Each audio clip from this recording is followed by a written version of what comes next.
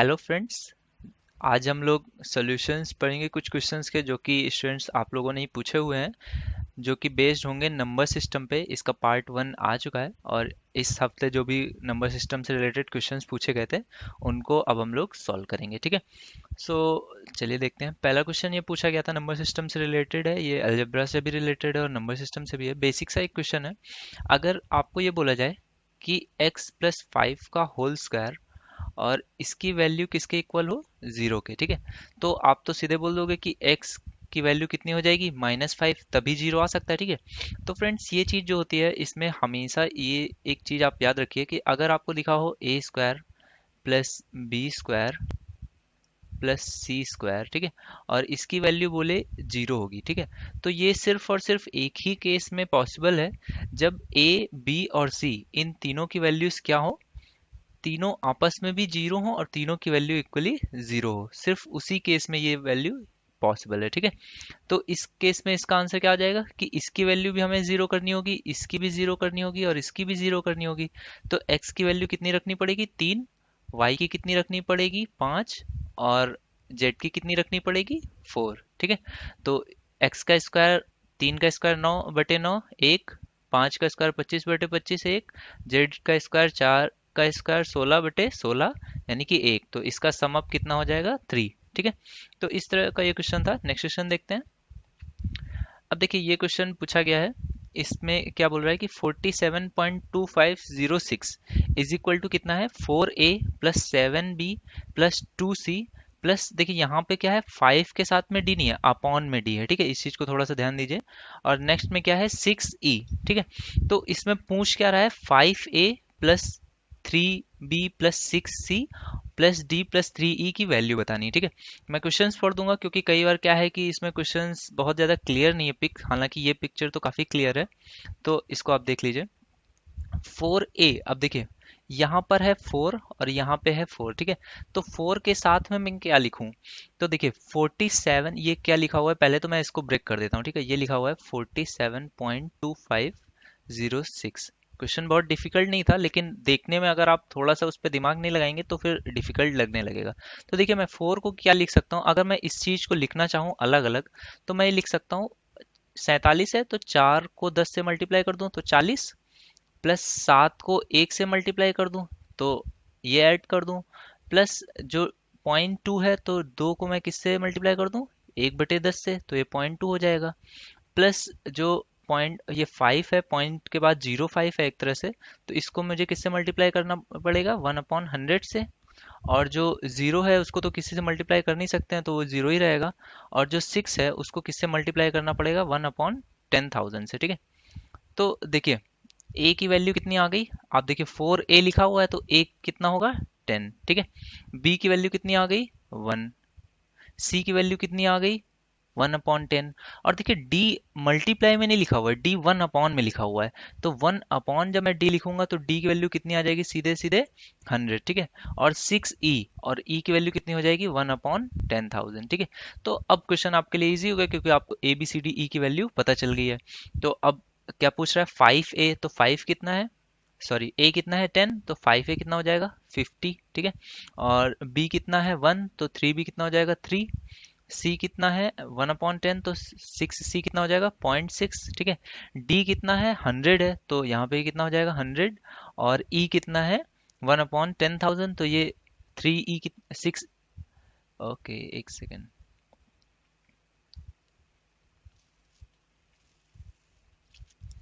हाँ ठीक है, d और 3e पूछा है तो 3e कितना हो जाएगा 0.000, और यहाँ पर आ जाएगा आपका 3। ठीक है, तो अब आप इसको ऐड कर दिए, देखिए 50 और 3 53, और यहाँ पे 100 है तो 153।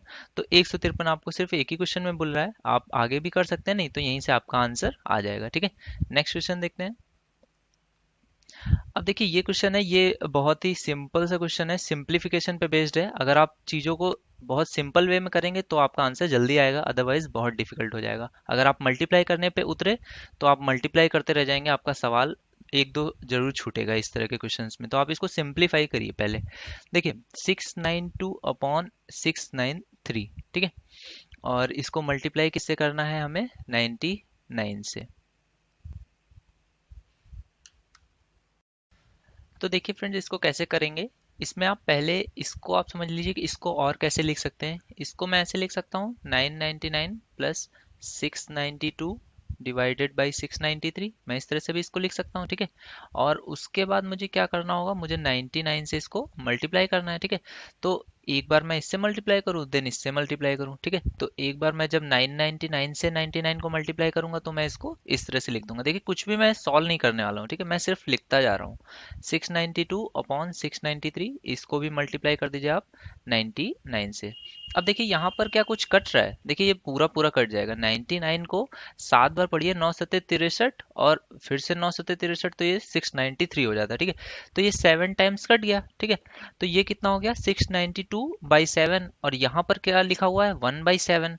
तो देखिए 1/7 और 692/7, इन दोनों को जब आप ऐड करेंगे तो ये कितना हो जाएगा, 693/7। और अभी आपने देखा कि 693 को 7 से जब काटा तो कितना आया, 99, ठीक है। तो सेम चीज यहाँ पे भी कर देंगे, तो 693 को 7 से काटेंगे तो कितना आ जाएगा, 99, ठीक है। तो 99 ये, और ये कितना लिखा हुआ था, 999 मल्टीप्लाइड विथ 99, ठीक है। तो यहाँ पर आप क्या करेंगे, एक बार 99 को आप कॉमन ले लीजिए। 99 आपने कॉमन ले लिया तो ब्रैकेट में क्या बन गया, 999 प्लस 1, ठीक है। तो आपका आंसर कितना आ जाएगा, 99,000, ठीक है। तो इस तरह के क्वेश्चंस आते हैं पेपर्स में, और आपको कैसे उनको सॉल्व करना है, आप उसको बस सिंप्लीफाई करते जाइए, ठीक है। नेक्स्ट क्वेश्चन देखते हैं। अब ये क्वेश्चन थोड़ा सा बहुत ही ज़्यादा ब्लर्ड है, प्लीज़ आप लोग पिक्चर्स जो भी भेजिए उनको थोड़ा सा क्लियर लीजिए, किसी और से फ़ोन ले लीजिए अगर आपके पास अच्छा कैमरा नहीं है, किसी और से लेके और उससे अच्छी सी पिक भेजिए। मैं इस क्वेश्चन को पहले एक्सप्लेन कर दूं। ये क्वेश्चन ये बोल रहा है कि 2272, ठीक है, ये एक नंबर था, और दूसरा नंबर आपको दिया था 875, ठीक है। क्या बोल रहा था कि 2272 और 875 को एक ही नंबर से डिवाइड करना है, और वो नंबर अगर n हो जो कि 3 डिजिट का हो, ठीक है। ये क्वेश्चन था, मुकेश एक लड़के ने भेजा था, ठीक है। तो बोल रहा था कि अगर n 3 डिजिट का नंबर है तो उनसे क्या होता है कि सेम रिमाइंडर मिलता है जब दोनों नंबर्स को इस n से डिवाइड करते हैं। तो उसमें पूछा गया था n के 3 डिजिट्स का सम क्या होगा, सम क्या होगा, ये क्वेश्चन है। मैंने एक बार क्वेश्चन को फिर से एक्सप्लेन कर दे रहा हूँ कि अगर एक नंबर n है जो कि 3 डिजिट का है, और उससे दो नंबर्स 2272 और 875 को जब डिवाइड करते हैं तो सेम रिमाइंडर मिलता है, तो n के 3 डिजिट्स का सम क्या होगा, ठीक है। ये क्वेश्चन था। तो देखिए ये एक एचसीएफ और एलसीएम के चैप्टर का क्वेश्चन है। इसमें आपको एक कॉन्सेप्ट पता होना चाहिए, जब कोई भी दो नंबर या फिर तीन नंबर्स हों और उन्हें किसी नंबर से डिवाइड किया जाए, और अगर मुझे रिमाइंडर सेम मिले, तो वो नंबर किससे डिवाइड किया जाता है, वो नंबर डिवाइड किया जाता है इनके डिफरेंस या उसके किसी एक फैक्टर से, ठीक है। ये एक कॉन्सेप्ट आपको पता होना चाहिए, उनके डिफरेंस से, या फिर अगर डिफरेंस से नहीं आंसर आ रहा है देन उसके ही किसी एक फैक्टर से ही हमें आंसर मिलेगा, ठीक है। तो आप पहले तो 2272 से डिवाइड कर दीजिए 875 को, ठीक है। तो आप 875 को जब इससे डिवाइड करेंगे, सॉरी सब्ट्रैक्ट करेंगे, आप इसका डिफरेंस निकालना है, आप इसे सब्ट्रैक्ट कर दीजिए, तो आपका आंसर कितना आ जाएगा, 1397, ठीक है। 1397 एक नंबर है जिससे अगर मैं दोनों नंबर्स को डिवाइड करूं तो मुझे सेम रिमाइंडर मिलेगा, ठीक है। देखिए 1397 है, अगर इससे मैं 875 करूंगा तो ये पूरा ही रिमाइंडर होगा, और 1397 875 जोड़ूं तभी 2272 मिलता है। तो अगर मैं उसको भी डिवाइड करूंगा तब भी सेम रिमाइंडर मिलेगा, क्योंकि दो बार में तो 2600 कुछ पहुंच जाएगा, तो ऊपर निकलेगा। तो रिमाइंडर कितना मुझे मिलेगा हर बार, 875। तो ये तो आंसर सही है, लेकिन उसने क्या बोला कि 3 डिजिट का चाहिए, और मेरा जो आंसर आया वो कितना आया, 4 डिजिट का, ठीक है। तो अब मुझे क्या करना होगा, इसका फैक्टर निकालना होगा जो कि 3 डिजिट का हो। तो इसको अगर मैं किसी नंबर से डिवाइड कर दूं तो मुझे जो आंसर मिलेगा वो 3 डिजिट का एक नंबर मिल जाएगा। तो देखिए ये किससे डिविजिबल है, क्या ये 2 से डिविजिबल है, नहीं है। 3 से भी डिविजिबल नहीं है, 3 और 9 और 7 और 1 8 तो डिविजिबल नहीं है। 4 से भी नहीं है, 5 से भी नहीं है, 6 से भी नहीं है, 7 से डिविजिबल भी नहीं है ये नंबर। देखिए ये नंबर 7 और 3 10 और 9 और 1 10, यानी कि दोनों अल्टरनेटिव नंबर्स का सम सेम है, यानी कि ये 11 से डिविजिबल है। ठीक है, तो आप इसको 11 से डिवाइड कर दीजिए, तो ये कितना आ जाएगा, 11 एकम 11, 2 29, 11 दूनी 22, और ये 7, 11 सत्ते 77। ठीक है, तो एक नंबर मुझे मिल गया 127, यानी कि ये नंबर इससे डिविजिबल है, और ये नंबर कितना है, 3 डिजिट्स का है। ठीक है, तो यही इसका आंसर हो जाएगा। अगर उसने पूछा जाता कि एन नंबर बताइए, तो वो नंबर कितना हो जाता, 127। लेकिन क्वेश्चन में क्या पूछा गया है कि उसके सम ऑफ डिजिट्स बताना है, तो सम ऑफ डिजिट्स क्या होगा, 7 to 9 and 1 10। ठीक है, तो इसका आंसर क्या आ जाएगा, 10। ठीक है, अच्छा क्वेश्चन था, ये पूछा जाता है एलसीएम एचसीएफ में।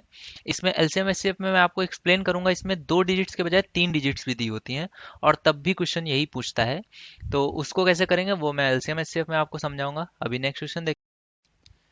अब देखिए ये क्वेश्चन है, इसमें क्या बोल रहा है कि the numbers 1357 dash dash 99 and 128 multiplied together, the number of zeros at the end of product. देखिए 1 3 5 7 और डैश डैश डैश कहाँ तक जाना है, 99 तक। ठीक है, और इसको मल्टीप्लाई किया गया है 128 से, और हमें बताना है कि नंबर ऑफ जीरोस कितने होंगे। देखिए, तो मैंने आपको ये सिखाया था कि नंबर ऑफ जीरोस कैसे बनते हैं, 5 और 2 के मल्टीपल से। ठीक है, तो देखिए 1 से लेकर 99 तक सारे उन्होंने कौन से नंबर्स लिए हैं, ऑड नंबर्स लिए हुए हैं। तो ऑड नंबर्स में मुझे जीरो बनाने के लिए जो दो चाहिए होता है वो तो एक बार भी नहीं मिलेगा। ठीक है, तो दो जो मुझे मिलने हैं वो सारे कहाँ से मिलने हैं, 128 से। ठीक है, तो 128 जो होता है वो क्या होता है, 2 की पावर 7। ठीक है, तो 5 मैं काउंट करूं, अगर 5 जो है वो 5 की पावर मुझे 7 मिल जाती है, तब मेरा आंसर 7 हो जाएगा। अगर 5 की पावर 7 से कम होगी तो आंसर वही होगा जो 7 से कम होगा। अगर 5 की पावर 7 से ज़्यादा मिल जाती है देन भी मेरा आंसर 7 ही रह जाएगा, क्योंकि 2 तो लिमिटेड है मेरे पास, लेकिन 5 चलिए चेक करते हैं कितने होंगे। तो देखिए जब आप 1 से 9 तक जाएंगे तब आपके पास कितने 5 मिलेंगे, 1। जब 11 से 19 तक जाएंगे तब भी आपको एक 5 मिलेगा। जब आप 21 से 29 तक जा रहे होंगे तभी आपको कितने 5 मिलेंगे, तभी आपको दो 5 मिलेंगे, क्योंकि 25 मिलेगा बीच में, तो 25 क्या होता है, 5 की पावर 2। ठीक है, ये थोड़ा डाउट था पहले भी लोगों को इससे रिलेटेड इस क्वेश्चन में कि 25 में दो पावर्स कैसे होती हैं। तो देखिए 25 जो होता है वो क्या होता है, 5 का स्क्वायर होता है, यानी कि 5 दो बार मल्टीप्लाइड होता है। ठीक है, अब देखिए 31 से मैं 39 तक जाऊंगा तब भी मुझे एक 5 मिल जाएगा। ठीक है, 41 से जब मैं जाऊंगा 49 तक तब भी मुझे एक 5 मिल जाएगा, और 51 से जब मैं जाऊंगा 59 तक तब भी मुझे एक 5 मिल जाएगा। देखिए, तो यहाँ पर देखिए, यहाँ पे 51 से 59 तक ही जाने में मुझे कितने 5 मिल गए, 3 और 3 6 और एक 7, तो 7 5 मुझे मिल चुके हैं। तो मेरा आंसर कितना हो जाएगा, 7। ठीक है, तो नेक्स्ट क्वेश्चन देखते हैं। अब जैसे कि ये क्वेश्चन है फ्रेंड्स, इसमें क्या पूछ रहा है, the number of digits in the smallest number which when multiplied with 7 yields all 9। अब देखिए मुझे एक ऐसा नंबर चाहिए जिसमें अगर मैं 7 से मल्टीप्लाई करूं तो मुझे क्या मिले, जो भी नंबर आए उसमें सिर्फ 9 9 और 9 ही हो, है ना। तो अब मुझे ये भी सोचना पड़ेगा कि ऐसा कौन सा नंबर है जिसमें मैं 7 का मल्टीप्लाई करूं तो मुझे 9 9 9 मिल जाए। तो अब देखिए यहाँ पे ये नहीं कह रहा है कि सिर्फ 3 बार 9 हो या 4 बार 9 हो या 5 बार हो या फिर 6 बार, वो इस बारे में कुछ भी नहीं बोल रहा है। बस क्या बोल रहा है कि यील्ड्स ऑल 9, जो नंबर हो उसमें सारे 9 हो। ठीक है, तो देखिए मैं एक 9 तो बना नहीं सकता हूँ, उसमें 7 का कोई मल्टीपल नहीं होता है। ना ही 2 बना पाऊंगा क्योंकि वो भी मल्टीपल नहीं आएगा। मैं इस तरह से सिर्फ 6 डिजिट के ही 9 इवेलुएट या यील्ड कर सकता हूँ, और वो भी कैसे, मैंने आपको लास्ट लेक्चर में समझाया था कि जो ये नंबर होता है, अगर मैं 9 को कॉमन ले लूँ तो ये नंबर क्या हो जाएगा, 1 1 1 1 1 और 1, 6 टाइम्स 1 होगा। ये जो नंबर होता है ये मैंने आपको बताया था, ये किस किस किस नंबर से मिलके बनता है, ये नंबर मिलके बनता है 7 11 और 13 मल्टीप्लाइड विथ 37, यहाँ पे 13 एक और लिख देता हूँ, और 3 से। ठीक है, ये मैंने आपको बताया था कि ये नंबर जो होता है इन नंबर से मिल के बनता है। ठीक है, तो देखिए मुझे ये पता चल गया कि अगर मुझे ये नंबर चाहिए तो वो नंबर आ क्या सकता है, 6 टाइम्स 9, यही एक नंबर आ सकता है। ठीक है, तो अब मुझे ये पता चल गया कि 6 टाइम्स 9 ही 7 से मल्टीप्लाई होके बन सकता है किसी नंबर को। तो वो अगर मुझे नंबर x चाहिए तो मैं क्या करूँ, 7 से इस नंबर को डिवाइड कर दूँ। ठीक है, तो मैं 7 से इस नंबर को चलिए डिवाइड कर देता हूँ, तो ये कितनी बार जाएगा, 7 एकम 7, 2 बचा, 7 चौका 28, फिर 1 बचा, 7 दूनी 14, 5 बचा, सत्संग 42, 7 7 8 7 56, तो 8 आ गया यहाँ पे, 3 बचा। 7 28 7 35, 5 बार जाएगा, 4 बचेगा और 7 7 49, ठीक है। तो ये नंबर मेरा आ गया x। x की वैल्यू क्या आ गई? अब वो क्या पूछ रहा है, the number of digits in the smallest number, तो ये स्मॉलेस्ट नंबर है, तो नंबर नहीं पूछ रहा है, उसमें भी क्या पूछ रहा है, डिजिट्स कितनी होंगी। तो देखिए 1 2 3 4 5 6, तो इसमें कितना आंसर आ जाएगा हमारा कि 6 डिजिट्स होंगी उसमें, ठीक है। तो ये इसका आंसर हो जाएगा 6 डिजिट्स, ठीक है। नेक्स्ट क्वेश्चन देखते हैं फ्रेंड्स। अब देखिए ये क्वेश्चन है, इसमें कौन सा क्वेश्चन है, ये वाला क्वेश्चन है।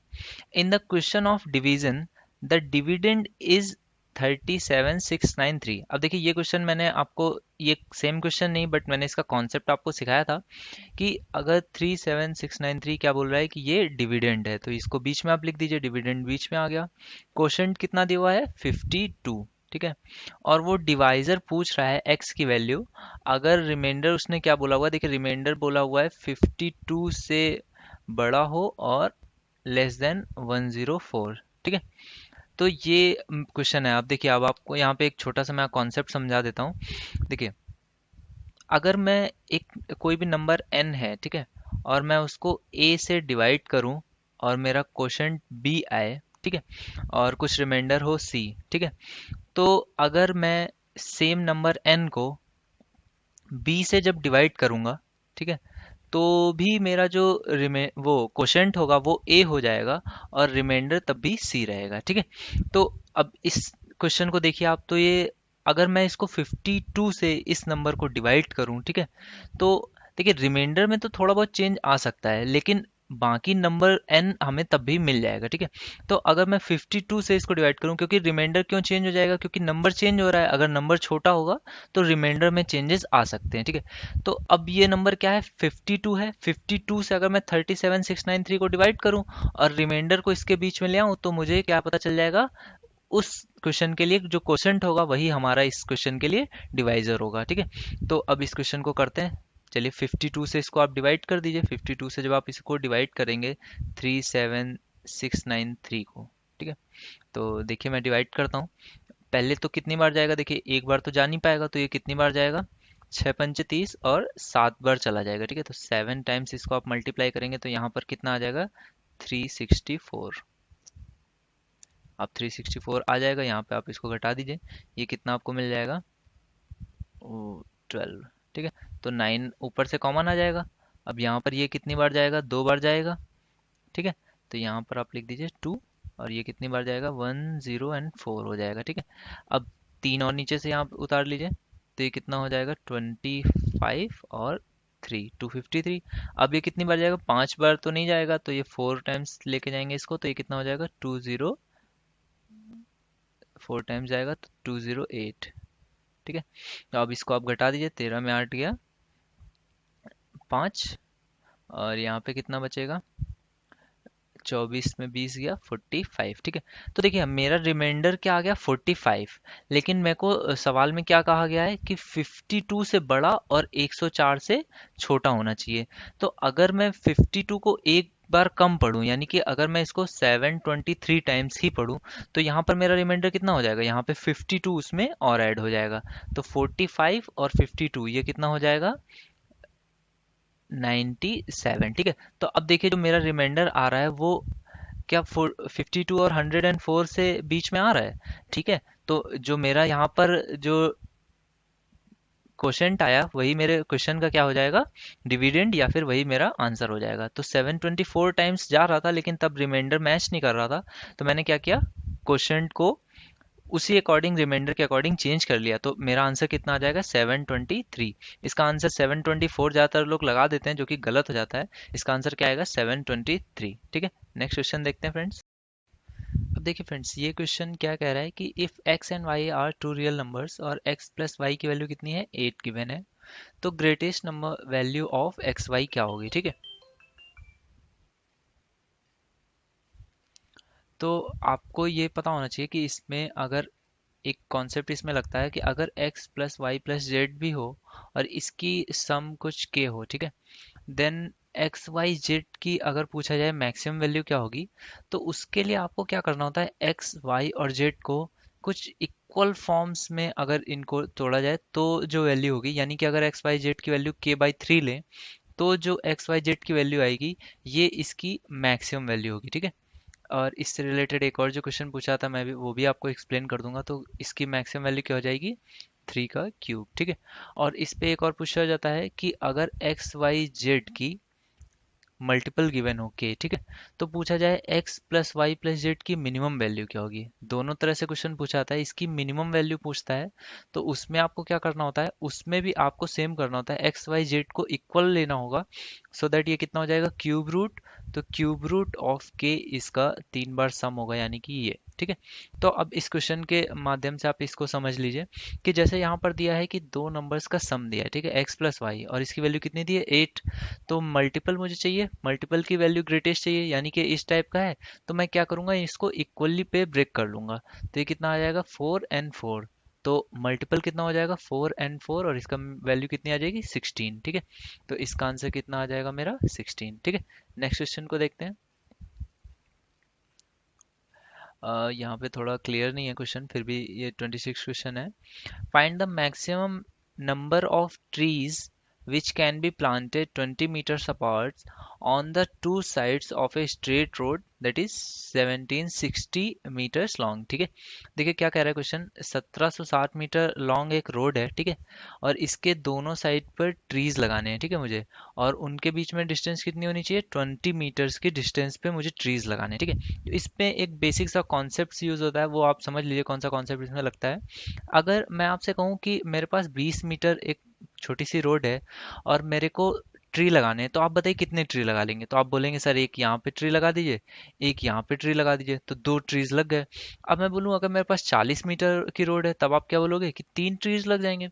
तो असल में आप क्या करते हो कि जितनी भी डिस्टेंस मैं आपको बोलता हूँ उससे आप जितनी भी डिस्टेंस को डिवाइड करना है, मान लीजिए अगर 20 मीटर है और मैं बोलता हूँ 40, तो आपने क्या किया, इससे इसको डिवाइड कर दिया तो कितना आ गया, 20। और क्या किया, एक एक्स्ट्रा लगा दिया, क्योंकि जो कि स्टार्टिंग पे होगा, ठीक है, तो स्टार्टिंग में एक एक्स्ट्रा लगा दिया, और उसके बाद हर 20 मीटर्स पे आप एक न्यू ट्री लगा देते हो, ठीक है। तो ये क्वेश्चन क्या कह रहा है, 1760 मीटर की मेरे पास रोड है, ठीक है। तो मैं क्या करूंगा, 1760 मीटर की रोड है उसको 20 से मैंने डिवाइड कर दिया, तो मेरे पास कितना आ गया, 0 से 0 कट जाएगा, और 2 से कितना कट जाएगा, 8 दूनी 16, और 8 दूनी 16, 88 आ गया, ठीक है। लेकिन एक एक्स्ट्रा लगाऊंगा तो कितना आ गया मेरे पास आंसर, 89। लेकिन ये तो रोड के वन साइड पे ही मैंने इतने लगा दिए, ठीक है। और क्योंकि रोड के बोथ साइड्स लगाने, तो इसका कितना हो जाएगा, डबल कर दूंगा मैं, ठीक है। तो इसका डबल कर देंगे तो कितना आ जाएगा, 178, ठीक है। तो ये आपका आंसर हो जाएगा 178, ठीक है। नेक्स्ट क्वेश्चन की ओर बढ़ते हैं फ्रेंड्स।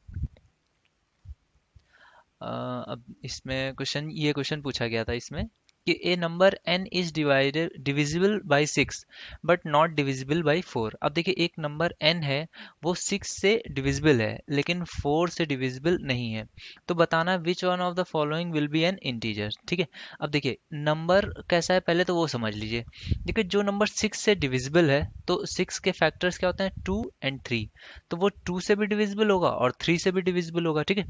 लेकिन 4 से डिविजिबल नहीं है, इसका मतलब क्या है कि वो 2 से तो डिविजिबल है लेकिन 4 से नहीं है। यानी कि वो नंबर किस टाइप का होगा, जिसमें कि एक 6 का मल्टीपल होगा और सारे ऑड नंबर्स होंगे। उसमें इवन नंबर्स एक भी इसके अलावा नहीं होगा, 6 सिर्फ एक अपने आप में इवन नंबर होगा और उसके बाद उसमें ऑड नंबर का किसी से मल्टीपल होगा, ठीक है। तो अगर मैं इसको 2 से डिवाइड करूंगा तो ये नंबर कंप्लीटली डिवाइड हो जाएगा और मुझे एक इंटीजर मिल जाएगा, ठीक है। सिमिलरली अगर मैं इस नंबर को 3 से डिवाइड करूंगा तब भी ये कंप्लीटली डिवाइड होगा, या फिर मैं इस नंबर को 6 से भी डिवाइड करूंगा तो भी ये कंप्लीटली डिवाइड हो जाएगा। यानी कि अगर मैं n/3 करूंगा तो भी इंटीजर मिलेगा, n/2 पे भी मिलेगा, n/6 पे भी मिलेगा। लेकिन जो 12 नंबर है ये 4 और 3 का मल्टीपल है ना। तो 4 से तो बोला गया है कि डिविजिबल नहीं है, तो इसका आंसर क्या आ जाएगा कि n/12, यानी कि जब 12 से डिवाइड करेंगे तब एक इंटीजर हमें नहीं मिलेगा, ठीक है। नेक्स्ट क्वेश्चन देखते हैं। अब ये क्वेश्चन देखिए थोड़ा सा क्लियर नहीं, मैं इसको लिख दूं यहाँ पे, one is x is greater than 1 and less than 2, ठीक है। ये वैल्यू गिवन है और क्वेश्चन पूछा क्या गया है कि मॉड के अंदर x-1 का होल स्क्वायर प्लस मॉड के अंदर x-3 का होल स्क्वायर, ठीक है। तो देखिए एक चीज आप पहले तो ये जान लीजिए कि अगर मॉड के अंदर x स्क्वायर है तो इसकी वैल्यू जो होती है वो mod of X minus, sorry mod of X होती है, ठीक है। ये अगर under root of X square है तो इसकी वैल्यू मॉड एक्स होती है। तो अब देखिए मॉड एक्स का मतलब पहले तो समझ लीजिए कि मॉड एक्स का मतलब क्या होता है। इसका मतलब ये होता है कि इसकी वैल्यू कभी भी निगेटिव नहीं आनी है, ठीक है। अब अगर आप ये बात समझ गए हैं तो आप इस क्वेश्चन को भी समझ लीजिए। देखिए मैं इसको किस तरह से ब्रेक कर सकता हूँ, इसको मैं लिख दूंगा मॉड में एक्स माइनस वन, ठीक है। और इसको मैं कैसे लिखता हूँ, प्लस में मॉड में एक्स माइनस थ्री, ठीक है। अब मॉड ऑफ एक्स जो होता है उसको फर्दर ओपन कर सकते हैं या तो प्लस या माइनस के एक्स के फॉर्म में, ठीक है। तो अब देखिए यहाँ पर अगर मैं इसको प्लस एक्स माइनस वन लिखता हूँ, ठीक है, तब तो ठीक है, क्योंकि x की वैल्यू क्या है, 1 से बड़ी है और 2 से छोटी है, तो इसकी वैल्यू पॉजिटिव ही लेंगे। अगर मैं इसको निगेटिव लिखता हूँ माइनस एक्स प्लस वन, तो देखिए x की वैल्यू 1 से बड़ी है और यहाँ पर प्लस का 1 है और माइनस में 1 से बड़ी वैल्यू, तो ओवरऑल वैल्यू क्या आ जाएगी, निगेटिव आ जाएगी। लेकिन निगेटिव वैल्यू तो नहीं आ सकती है, क्योंकि ये मॉड से निकल के आएगी जो वैल्यू, वो हमेशा पॉजिटिव होनी चाहिए, ठीक है। तो इसी तरह से यहाँ पर भी देखेंगे तो, लेकिन यहाँ पर अगर मैं प्लस का x माइनस थ्री लूंगा, देन देखिए x की जो वैल्यू है वो 2 से छोटी है और यहाँ पे माइनस का 3 है। तो यहाँ पर इसकी वैल्यू अगर मैं प्लस में लेता हूँ तो ये वैल्यू निगेटिव हो जाएगी। लेकिन मॉड की वैल्यू कभी भी निगेटिव नहीं होती है, इसलिए मैं क्या करना पड़ेगा, यहाँ पे माइनस का x प्लस थ्री मुझे यहाँ पे लेना पड़ेगा, ठीक है। तो देखिए x से x कैंसिल हो जाएगा और ये कितना बचेगा, थ्री। और यहाँ पर कितना बचेगा, सॉरी ये नहीं है क्वेश्चन, यहाँ पर प्लस में लेना पड़ेगा और यहाँ पे माइनस में, तो माइनस का x और यहाँ पे प्लस का x, ठीक है। तो ये कैंसिल हो जाएगा और थ्री माइनस वन, इन दोनों को मैंने लिया है, इसको मैंने पॉजिटिव फॉर्म में खोला है, ठीक है। और इसको मैंने निगेटिव फॉर्म में खोला है, क्योंकि मुझे वैल्यू क्या चाहिए, एक पॉजिटिव वैल्यू चाहिए, क्योंकि एक मॉड के सिंबल्स हैं, ठीक है। तो x माइनस एक्स यहाँ पे कट जाएगा, माइनस एक्स और x कितना कट जाएगा, थ्री और माइनस वन यानी कि टू आ जाएगा, ठीक है। तो इस तरह से इस क्वेश्चन को हम लोग सॉल्व कर लेंगे।